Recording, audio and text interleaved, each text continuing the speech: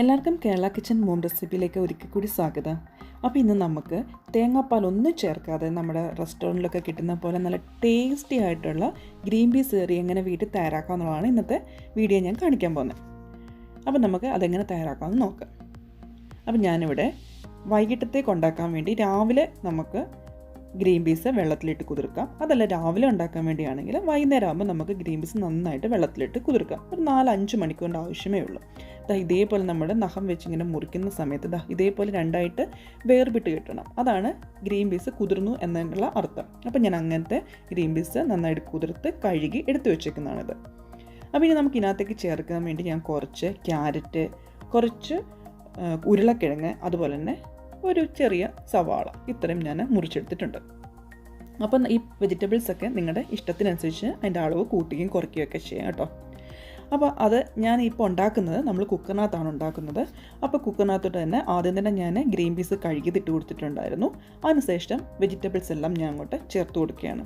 മെയിനായിട്ടും ക്യാരറ്റും അതുപോലെ തന്നെ ഉരുളക്കിഴങ്ങും സവാളയാണ് നമ്മൾ സാധാരണ എപ്പോഴും ഗ്രീൻ പീസ് കറി ഉണ്ടാക്കാൻ വേണ്ടി ചേർക്കുന്നത്. ഇതൊക്കെ നിങ്ങളുടെ അളവ്, അതിൻ്റെ വെജിറ്റബിൾസിൻ്റെ അളവ് നിങ്ങൾക്ക് ഇഷ്ടമുള്ള പോലെ തന്നെ കൂട്ടുകയും കുറയ്ക്കുകയും ചെയ്യാം. ഇനി നമുക്ക് ആവശ്യത്തിനുള്ള ഉപ്പൂടെ ചേർത്തതിന് ശേഷം ഞാനിപ്പോൾ ഒരു ടീസ്പൂൺ, മാക്സിമം 1 ടീസ്പൂൺ ഇടുന്നുള്ളേ.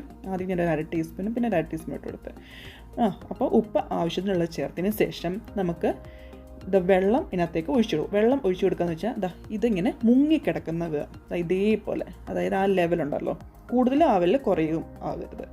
ഇതാണ് നമ്മുടെ വെള്ളത്തിൻ്റെ കണക്കെന്ന് പറയുന്നത്. ഇത് നമുക്കൊരു തവി വെച്ച് ജസ്റ്റ് ഒന്ന് ഇളക്കാം. കാരണം ഉപ്പ് മുകളിലല്ലേ ഇട്ടിരുന്നത്, അതുകൊണ്ട് തന്നെ ഉപ്പ് കിട്ടാൻ വേണ്ടി ജസ്റ്റ് ഒന്ന് ഇളക്കി കൊടുക്കാം. അപ്പോൾ ഈ സമയത്ത് നമ്മൾ മഞ്ഞൾപ്പൊടി ഒന്നും ഇതിനകത്തേക്ക് ചേർക്കുന്നില്ല. ജസ്റ്റ് ഉപ്പ് മാത്രം ഇട്ടാണ് നമ്മൾ ഇത് വേവിച്ചെടുക്കുന്നത്. ഇനി നമുക്ക് കുക്കർ അടച്ചു വെച്ച് ഇത് വേവിക്കാൻ വേണ്ടി മാറ്റി വയ്ക്കുക. ഏകദേശം ഒരു 2 അല്ലെങ്കിൽ 3 വിസിലിൻ്റെ ആവശ്യമേ ഉള്ളൂ. ഞാനിപ്പോൾ ഒരു 3 വിസിൽ കഴിഞ്ഞ് കുക്കർ നന്നായിട്ട് തണുത്തതിന് ശേഷം എടുത്തുകൊണ്ട് വന്നതാണ്. കണ്ടില്ലേ, നമ്മൾ ഒഴിച്ചു കൊടുത്ത വെള്ളമൊക്കെ നന്നായിട്ടൊന്ന് വറ്റിയിട്ടുണ്ട്. നമ്മുടെ ഗ്രീൻ പീസ് നന്നായിട്ട് വെന്തിട്ടുണ്ട്. കണ്ടില്ലേ. ഇനി നിങ്ങൾക്ക് നല്ല കുഴഞ്ഞ ഗ്രീൻ പീസാണ് വേണമെന്നുണ്ടെങ്കിൽ നിങ്ങൾക്കൊരു തവിയിട്ട് നന്നായിട്ട് ഇളക്കുമ്പോൾ തന്നെ നന്നായിട്ട് കുഴഞ്ഞ് കിട്ടും. അതല്ല ശരിക്കും ഇത് കുഴയാണ്ട് തന്നെ ഇങ്ങനെ സെപ്പറേറ്റ് കിടക്കുന്ന വേണമെങ്കിൽ അധികം അങ്ങ് നിങ്ങളിട്ട് കുഴയ്ക്കേണ്ട. ജസ്റ്റ് ഇതേപോലെ ചെയ്താൽ മതി. നമ്മൾ നന്നായിട്ട് കുതിർത്തതിന് ശേഷമാണല്ലോ വേവിക്കാൻ വെച്ചത്, അതുകൊണ്ട് തന്നെ ഇതങ്ങ് നല്ലതുപോലെ തന്നെ വെന്ത് കിട്ടുകയും ചെയ്യും. അപ്പോൾ നിങ്ങൾ സ്പൂൺ വെച്ച് ജസ്റ്റ് നമുക്ക് ഇതുപോലൊന്ന് ഇളക്കി കൊടുത്താൽ മതി. കാരണം നമ്മുടെ ഉപ്പ് മാത്രം ഇട്ട് കൊടുത്തുകൊണ്ട് തന്നെ ജസ്റ്റ് ഉപ്പ് എല്ലാത്തിനകത്തും നന്നായിട്ട് കിട്ടിയിട്ടുണ്ടായിരിക്കും. അപ്പോൾ ഇനി നമുക്കിതൊന്ന് മാറ്റി വയ്ക്കാം. ഇനി നമ്മൾ ഇതിനകത്തേക്ക് ചേർക്കാൻ വേണ്ടിയുള്ള മസാലയാണ് നമ്മൾ തയ്യാറാക്കാൻ വേണ്ടി പോകുന്നത്. അപ്പോൾ മസാല തയ്യാറാക്കാൻ വേണ്ടി എന്തൊക്കെയാണ് ആവശ്യമുള്ളത് നമുക്ക് നോക്കിയിട്ട് വരാം. അപ്പോൾ മസാല ഉണ്ടാക്കാൻ വേണ്ടി ഞാനിവിടെ ചെറിയൊരു തക്കാളിയാണ് എടുത്തിരിക്കുന്നത്. ചെറിയൊരു തക്കാളി മതി. വലിയ തക്കാളിയാണെങ്കിൽ ഇതിൻ്റെ 1/2 പീസ് മതി കേട്ടോ. അത് ഞാൻ ഇതേപോലെ അരിഞ്ഞെടുത്തിട്ടുണ്ട്. പിന്നെ ഒരു സവാള എടുത്തിട്ടുണ്ട്. സവാളയും ചെറിയൊരു സവാളയാണ്. അത് ചെറിയ പീസ് ഇഞ്ചിയും ഒരു 3-4 അല്ലി വെളുത്തുള്ളിയും കുഞ്ഞതായിട്ട് ഞാൻ അരിഞ്ഞ് എടുത്തു വെച്ചിട്ടുണ്ട്. അപ്പോൾ ഇത്രയാണ് നമുക്ക് മസാല ഉണ്ടാക്കാൻ വേണ്ടി ആവശ്യമുള്ളത്. ഇനി നമുക്ക് ഇതിനകത്തേക്ക് കടു വറക്കുന്ന സമയത്ത് ഇതുകൂടെ നമ്മൾ ചേർത്ത് കൊടുക്കണം. അതായത് ഒരു ചെറിയ പീസ് കറുകാപ്പട്ട, അതുപോലെ തന്നെ ഒരു ചെറിയ അല്ലി, 1-2 നമ്മുടെ ഏലക്ക, അതുപോലെ തന്നെ ഗ്രാമ്പു, ഒരു 2-3 ഗ്രാമ്പു, ഇത്രയും കൂടെ ഇട്ട് നമ്മളൊന്ന് കടു വറക്കുന്ന സമയത്ത് ഇതുകൂടെ ഒന്നിട്ടൊന്ന് മൂപ്പിച്ചെടുക്കുന്നുണ്ട്. അതുപോലെ തന്നെ ഇതിനകത്തേക്ക് കുറച്ച് പെരിഞ്ചീരകം ഞാൻ ഇതേപോലത്തെയാണ് ചേർക്കുന്നത്.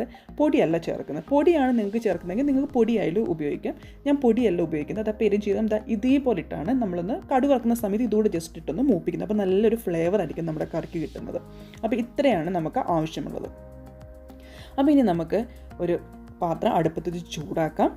പാത്രം ചൂടായി വരുമ്പോഴത്തേക്ക് അതിനകത്തേക്ക് നമുക്ക് വെളിച്ചെണ്ണ ചേർത്ത് കൊടുക്കാം. ഞാനിപ്പോൾ വെളിച്ചെണ്ണയിലാണ് ഉണ്ടാക്കുന്നത്. നിങ്ങൾക്കിപ്പോൾ ഏത് എണ്ണ വേണമെങ്കിലും ഒഴിക്കാം, ഏത് വെജിറ്റബിൾ ഓയിൽ വേണമെങ്കിലും ഉപയോഗിക്കാം.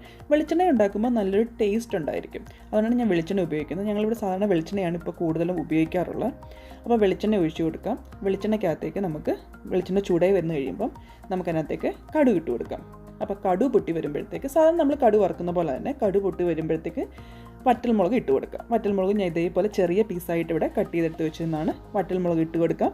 വറ്റൽമുളകും നന്നായിട്ട് മൂത്ത് വരുമ്പോഴത്തേക്ക് നമ്മൾ ആദ്യം എടുത്ത് വെച്ചിരുന്ന നമ്മുടെ സ്പൈസസ് ഉണ്ടല്ലോ, ഏലക്ക, ഗ്രാമ്പു, കറുകാപ്പട്ട, എല്ലാം കുഞ്ഞു പീസാണ്. കറുകാപ്പട്ട, അതുപോലെ തന്നെ കുറച്ച് പെരുംജീരകം, ഇത്രയും കൂടെ നമ്മളങ്ങോട്ട് ഇട്ട് കൊടുത്തിട്ട് നന്നായിട്ടൊന്ന് മൂപ്പിച്ചെടുക്കും. അപ്പോൾ തന്നെ നല്ലൊരു ഫ്ലേവർ നമ്മുടെ മൂക്കിലോട്ടടിക്കും. അത്രയ്ക്ക് നല്ല ഫ്ലേവറായിട്ട് ഈ പെരുംജീരകത്തിൻ്റെയൊക്കെ മണം നന്നായിട്ട് കിട്ടുന്നുണ്ട്. അതും ആ കറിക്കോട്ട് കിട്ടുമ്പോൾ കറിക്ക് നല്ല ടേസ്റ്റ് ആയിരിക്കും. അപ്പോൾ അത്രയും കൂടി ഇട്ട് കൊടുത്ത് നമുക്കൊന്ന് മൂപ്പിച്ചെടുക്കാം. ഇനി നിങ്ങളുടെ കയ്യിൽ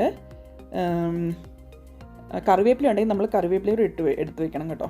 ഇനി നമുക്ക് ആദ്യം തന്നെ ഈ വെളുത്തുള്ളിയും അതുപോലെ തന്നെ ഇഞ്ചിയും ചെറുതായിട്ട് അരിഞ്ഞ വെളുത്തുള്ളിയും ഇഞ്ചി കൂടെ നമുക്ക് ഇട്ട് കൊടുക്കാം.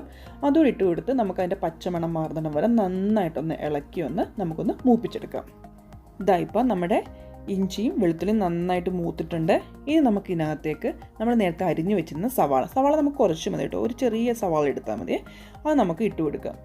അത് ഞാനിതുപോലെ നീളത്തിൽ അരിഞ്ഞെടുത്തതാണ്. കാരണം പെട്ടെന്ന് ഇങ്ങനെ നീളത്തിൽ അരിഞ്ഞാൽ മാത്രമേ പെട്ടെന്ന് അതൊന്ന് വയന്ന് കിട്ടത്തുള്ളൂ. അതുകൊണ്ടാണ് നമ്മൾ കട്ടി കുറച്ച് നീളത്തിൽ അരിഞ്ഞെടുത്തിരിക്കുന്നത്. ഇനി നമുക്ക് അതിനകത്ത് അത് നന്നായിട്ടൊന്ന് മൂപ്പിച്ചെടുക്കാം. ജസ്റ്റ് ഒന്ന് ബ്രൗൺ നിറമാവുന്നിടം, വലിയ ബ്രൗൺ നിറമാവേണ്ട, ജസ്റ്റ് ഒന്ന് നന്നായിട്ട് വയന്ന് കിട്ടുന്ന അതുപോലെ നമുക്ക് നന്നായിട്ടൊന്ന് ഇളക്കി കൊടുക്കാം. ആവശ്യമെങ്കിൽ വെളിച്ചെണ്ണ വേണം എന്നുണ്ടെങ്കിൽ കുറച്ചുകൂടെ ചേർത്ത് കൊടുക്കും കേട്ടോ. നമ്മളിപ്പം കടുക് വറുക്കാൻ എടുത്ത വെളിച്ചെണ്ണ മാത്രമേ ഉള്ളൂ ഇതിനകത്തിട്ട് ഒഴിച്ചു കൊടുത്തിരിക്കുന്നത്. അതിൽ വെച്ചാണ് ഞാനിപ്പം ഇത് നന്നായിട്ട് വഴറ്റിയെടുക്കുന്നത്. അപ്പം സവാള ജസ്റ്റ് ഒന്ന് വയന്ന് വരുമ്പോഴത്തേക്ക് നമ്മൾ എടുത്തു വെച്ചിരുന്ന നമ്മുടെ സവാള ഉണ്ടല്ലോ, സവാളയല്ല നമ്മുടെ തക്കാളിപ്പഴം നമുക്ക് അതിനകത്തേക്ക് ഇട്ട് കൊടുക്കാം. തക്കാളിപ്പഴം നന്നായിട്ടൊന്ന് ഇളക്കിയിട്ട് തക്കാളിപ്പഴം നന്നായിട്ടൊന്ന് സോഫ്റ്റ് ആവണം കേട്ടോ. അതാണ് നമ്മുടെ പരുവെന്ന് പറയുന്നത്. അപ്പോൾ നിങ്ങളുടെ കയ്യിൽ കറിവേപ്പില ഉണ്ടെങ്കിൽ നമുക്ക് കറിവേപ്പില കൂടി ഇട്ട് കൊടുക്കാം. കറിവേപ്പിലൊക്കെ ഇട്ട് കൊടുക്കുമ്പോൾ നല്ലൊരു ഫ്ലേവറായിരിക്കും, നല്ല മണമാണ്. അപ്പോൾ അതുകൂടി ഇട്ട് കൊടുത്ത് നമുക്ക് നന്നായിട്ടൊന്ന് ഇളക്കി ഒന്ന് യോജിപ്പിച്ചെടുക്കാം. അതിനുശേഷം നമുക്ക് പൊടികൾ ഓരോന്നായിട്ട് ചേർത്ത് കൊടുക്കാം. അപ്പോൾ ആദ്യം തന്നെ നമുക്ക് മഞ്ഞൾപ്പൊടി ഇട്ട് കൊടുക്കാം. മഞ്ഞൾപ്പൊടി ഒരു 1/4 ടീസ്പൂണിൻ്റെ ആവശ്യമേ ഉള്ളൂ. അധികം മഞ്ഞൾപ്പൊടി കൂടേണ്ട, കാരണം മഞ്ഞൾപ്പൊടി കൂടിക്കഴിഞ്ഞാൽ ടേസ്റ്റിനൊരു വ്യത്യാസം വരും. ഗ്രീൻ പീസ് കറി ആയതുകൊണ്ട് തന്നെ ടേസ്റ്റിന് വ്യത്യാസം വരും. ഒരു 1/4 ടീസ്പൂണിൻ്റെ ആവശ്യമേ ഉള്ളൂ മഞ്ഞൾപ്പൊടി. ഇനി നമുക്ക് ഇതിനകത്തേക്ക് ചേർത്ത് കൊടുക്കാനുള്ളത് മല്ലിപ്പൊടിയാണ്. മല്ലിപ്പൊടി 1 ടീസ്പൂണാണ് ഞാൻ ഇട്ട് കൊടുത്തിരിക്കുന്നത്. അടുത്തായിട്ട് നമ്മൾ ഗരം മസാല, നമ്മൾ സാധാരണ സ്പൈസ് എല്ലാം ഇട്ട് കൊടുത്ത് എന്നിരുന്നാലും കുറച്ച് ഗരം മസാല ഒന്ന് ചേർത്ത് കൊടുക്കണേ. ഗരം മസാല ഒരു 1/2 ടീസ്പൂൺ ഗരം മസാല. നമ്മൾ പച്ചമുളക് ഇതിനകത്തേക്ക് ചേർത്തില്ല, അതുകൊണ്ട് തന്നെ ഞാൻ കുറച്ച് മുളക് പൊടി കൂടി ഇതിനകത്തേക്ക് ഇട്ട് കൊടുക്കും. പച്ചമുളക് നിങ്ങൾ ചേർക്കുന്നെങ്കിൽ ഈ മുളക് പൊടി ഇട്ട് കൊടുക്കണ്ട. അപ്പം ഞാൻ പച്ചമുളകാണ് നിങ്ങൾ ചേർക്കുന്നതെങ്കിൽ അത് ഗ്രീൻ പീസ് വേവിക്കുന്ന കൂട്ടത്തിലോ അതല്ല നമ്മളിപ്പം ഈ തക്കാളിയൊക്കെ വഴറ്റിയില്ല അതിൻ്റെ കൂട്ടത്തിലോ ഇട്ട് പച്ചമുളക് വഴറ്റിയെടുത്താൽ മതി. അപ്പം ഞാനിപ്പോൾ പച്ചമുളക് ഉപയോഗിക്കാത്തത് കാരണമാണ് ഞാനിപ്പോൾ മുളക് പൊടി ഇട്ട് കൊടുത്തിരിക്കുന്നത്. അപ്പം ഇത്രയും കൂടെ ചേർത്ത് നമുക്ക് നന്നായിട്ടൊന്ന് ഇളക്കിയൊന്ന് അതിൻ്റെ പച്ചമുളക് ഒന്ന് മാറ്റിയെടുക്കാം. അതിനുശേഷം നമുക്ക് ഒരു അടപ്പ് വെച്ച്, ചെറിയ തീയിലായിരിക്കണേ, അടപ്പ് വെച്ചൊന്ന് അടച്ചിട്ട് ജസ്റ്റ് 1 മിനിറ്റ് ഒന്ന് ആവി കയറ്റിയെടുക്കുക. അപ്പോൾ ആ തക്കാളി ഒക്കെ നന്നായിട്ടൊന്ന് വെന്ത് കിട്ടുകയും ചെയ്യും. ജസ്റ്റ് 1 മിനിറ്റത്തെ ആവശ്യമുള്ളൂ. അപ്പോൾ ഇപ്പോൾ ഏകദേശം ഒരു 1 മിനിറ്റ് കഴിഞ്ഞിട്ടുണ്ട്. കണ്ടില്ലേ, നന്നായിട്ട് ആവിയൊക്കെ വന്ന് നന്നായിട്ടൊന്ന് സോഫ്റ്റ് ആയിട്ടുണ്ട്. തക്കാളിയൊക്കെ നന്നായിട്ടൊന്ന് വെന്ത് കിട്ടിയിട്ടുണ്ട്. അപ്പോൾ ഇനി നമുക്ക് ഇതിനകത്തേക്ക് നമ്മൾ നേരത്തെ തയ്യാറാക്കി വെച്ചിരുന്ന നമ്മുടെ ഗ്രീൻ പീസ് അങ്ങോട്ട് ചേർത്ത് കൊടുക്കാം. നമ്മൾ ഗ്രീൻ പീസിന് അത് തന്നെ ഉള്ള വെള്ളം, അതിനകത്ത് നമ്മൾ ഓൾറെഡി വെള്ളം ഒഴിച്ചിട്ടാണല്ലോ ഗ്രീൻ പീസ് വേവിച്ച്, ആ വെള്ളം തന്നെ മതി. പിന്നെ നമുക്ക് ആവശ്യമെങ്കിൽ കുറച്ച് വെള്ളം കൂടി ഇതിനകത്തേക്ക് ചേർത്ത് കൊടുക്കാം. അപ്പോൾ നമുക്ക് ഗ്രീൻ പീസ് അതിനകത്തേക്ക് ഇട്ട് കൊടുക്കാം. കണ്ടില്ലേ, ഗ്രീൻ പീസ് നമ്മൾ ഇട്ട് കൊടുക്കണം. ഇപ്പോൾ നിങ്ങൾക്ക് ഗ്രീൻ പീസ് നന്നായിട്ട് ഉടഞ്ഞ് കിട്ടണമെന്നുണ്ടെങ്കിൽ കുറച്ച് നമുക്ക് എടുത്തൊന്ന് ഉടച്ച് സ്പൂൺ വെച്ചുകൊണ്ടൊന്ന് ഉടയ്ക്കാം, ബാക്കി കുറച്ച് ഉടയ്ക്കാതെ ഇടാം. അപ്പോൾ അതിന് ഒരു പ്രത്യേക ടേസ്റ്റാണ്. അങ്ങനെ വേണമെങ്കിലും നിങ്ങൾക്ക് ചേർത്ത് കൊടുക്കാം. ഇനി നമുക്കിതെല്ലാം കൂടി ഒന്ന് ഇളക്കി ഉപ്പ് ഒന്ന് നോക്കുക. കാരണം നമ്മൾ ഉപ്പിട്ടിട്ടാണ് ഗ്രീൻ പീസ് വേവിച്ചിരുന്നത്. അപ്പോൾ നമ്മൾ മസാല തയ്യാറാക്കിയപ്പോൾ അതിനകത്തേക്ക് ഉപ്പ് ചേർത്തിട്ടില്ല. ഇപ്പം നിങ്ങളെല്ലാം കൂടി ഒന്ന് മിക്സ് ചെയ്തതിന് ശേഷം ഉപ്പ് വേണം എന്നുണ്ടെങ്കിൽ ഒന്ന് ടേസ്റ്റ് ചെയ്തതിന് ശേഷം നിങ്ങൾ ഉപ്പ് ഇട്ട് കൊടുക്കുക. അതുപോലെ തന്നെ ഇച്ചിരിയുടെ വെള്ളം കൂടെ വേണമെങ്കിൽ ഒഴിച്ച് കറിയായിട്ട് വേണമെന്നുണ്ടെങ്കിൽ കുറച്ച് വെള്ളം കൂടെ നിങ്ങൾക്ക് ഇതിനകത്തേക്ക് ചേർത്ത് കൊടുക്കാം. അതല്ല എന്നുണ്ടെങ്കിൽ വേറൊരു ഓപ്ഷൻ എന്ന് വെച്ച് കഴിഞ്ഞാൽ ഇനി അതൊന്ന് കുറച്ച് ഗ്രീൻ പീസ് മാറ്റിയിട്ട് അത് മിക്സിയുടെ ജാറിനകത്തോട്ട് അരച്ചിട്ട് അതിനകത്തോട്ട് കുറേ വെള്ളം കൂടെ ചേർത്ത് അരച്ച് ആ വെള്ളം കൂടെ വേണം നമുക്ക് ഇതിനകത്ത് ഇട്ട് കൊടുക്കാം. നല്ല ചാറിന് നല്ലൊരു ടേസ്റ്റ് വരും. അപ്പോൾ നമ്മൾ നമ്മൾ തേങ്ങാപ്പാൽ ഒന്നും ചേർക്കേണ്ട ആവശ്യമില്ല. ഇതേപോലെ വളരെ എളുപ്പം നമുക്ക് ഗ്രീൻ പീസ് കറി ഉണ്ടാക്കാൻ പറ്റും. നല്ല ടേസ്റ്റിയാണ്. അപ്പം നമ്മൾ കടുകൊന്നും ഇതിനകത്തേക്ക് വറുത്ത് സെപ്പറേറ്റ് ചേർക്കുന്നില്ല. എല്ലാം നമ്മൾ ആ മസാല തയ്യാറാക്കിയ കൂട്ടത്തിൽ തന്നെ നമ്മൾ കടുകും ഇതിനകത്തേക്ക് വറുത്തിരുന്നു. അതുകൊണ്ട് തന്നെ നമുക്ക് ഇനിയും വീണ്ടും കടുക് ഇതിനകത്തേക്ക് വറുത്തിടേണ്ട ആവശ്യമില്ല. അപ്പോൾ ഞാൻ കുറച്ച് വെള്ളം കൂടി ഇതിനകത്തേക്ക് ചേർത്ത് കൊടുത്തായിരുന്നു. കുറച്ച് ഉപ്പിൻ്റെയും കൂടെ ആവശ്യമുണ്ടായിരുന്നു. ഞാൻ ഉപ്പൂടെ ഇട്ട് കൊടുത്തു. അതിനുശേഷം നന്നായിട്ട് ഇളക്കി. എന്നിട്ട് നമ്മൾ ഒന്നുകൂടെ കുറച്ച് കറിവേപ്പിലയും കൂടി ഇതിൻ്റെ മുകളിലേക്ക് ഇട്ട് കൊടുക്കാം. കറിവേപ്പില ഉണ്ടെങ്കിൽ അപ്പോഴും നല്ലൊരു ഫ്ലേവർ ആയിരിക്കും. ഫ്ലേവർ കിട്ടാൻ വേണ്ടിയാണ് കറിവേപ്പില കുറച്ച് ഇട്ട് കൊടുത്തത്. അതിനുശേഷം നമ്മൾ അടച്ച് വെച്ച് ജസ്റ്റ് ഒന്ന് തീയുടെ ഒന്ന് ജസ്റ്റ് ഒരു ആവിയുടെ വന്നിട്ട് നമുക്ക് തീ ഓഫ് ചെയ്യാം. ഇത്രയേ ഉള്ളൂ. വളരെ എളുപ്പം നമുക്ക് ഗ്രീൻ പീസ് കറി തേങ്ങാപ്പാലൊന്നും ചേർക്കാണ്ട് തന്നെ നല്ല ടേസ്റ്റി ആയിട്ട് നമുക്ക് വീട്ടിലുണ്ടാക്കാൻ വേണ്ടി പറ്റും. ശരിക്കും നമ്മൾ റെസ്റ്റോറൻറ്റിലൊക്കെ കിട്ടത്തില്ല അതേ ടേസ്റ്റാണ്. നല്ലതായിട്ട് നമുക്ക് ചപ്പാത്തി കഴിക്കാനോ അപ്പത്തിൻ്റെ കൂടെയും ദോശയുടെ കൂടെയൊക്കെ ഇത് നല്ലൊരു കോമ്പിനേഷനാണ്. നിങ്ങൾ ഇതേപോലെ ഗ്രീൻ പീസ് കറി വെച്ച് നോക്കുക, ഉറപ്പായിട്ട് നിങ്ങൾക്കത് ഇഷ്ടപ്പെടും. സാധാരണ ഞാൻ എപ്പോഴും തേങ്ങാപ്പാലൊക്കെ ഒഴിച്ചാണ് ഗ്രീൻ പീസ് കറി ഉണ്ടാക്കാറുള്ളത്. അതിൽ നിന്നൊന്നും ഒട്ടും ടേസ്റ്റിന് വ്യത്യാസമില്ല. നല്ല അടിപൊളി ടേസ്റ്റായിട്ട് തന്നെ നിങ്ങൾക്ക് ഈ രീതി ഗ്രീൻ പീസ് കറി ഉണ്ടാക്കിയാലും കിട്ടും. അപ്പോൾ നിങ്ങളിങ്ങനെ തയ്യാറാക്കി നോക്കൂ. ഇഷ്ടപ്പെട്ടെങ്കിൽ എന്നോട് തീർച്ചയായിട്ടും അഭിപ്രായം പറയണം കേട്ടോ. അതുപോലെ തന്നെ വീഡിയോ ലൈക്ക് ചെയ്യാനും ഷെയർ ചെയ്യാനും മറക്കല്ലേ. ആദ്യമായിട്ടാണ് എൻ്റെ ചാനൽ കാണുന്നതെങ്കിൽ എൻ്റെ ചാനൽ സബ്സ്ക്രൈബ് ചെയ്യാനും സൈഡിലെ കുഞ്ഞു ബെൽബട്ടൺ അമർത്താനും മറക്കല്ലേ. അപ്പോൾ ഇതുപോലത്തെ പുതിയ റെസിപ്പികളും പുതിയ ഇൻഫോർമേറ്റീവ് വീഡിയോ ആയിട്ട് നമുക്ക് വീണ്ടും കാണാം. അതുവരേക്കും ബൈ.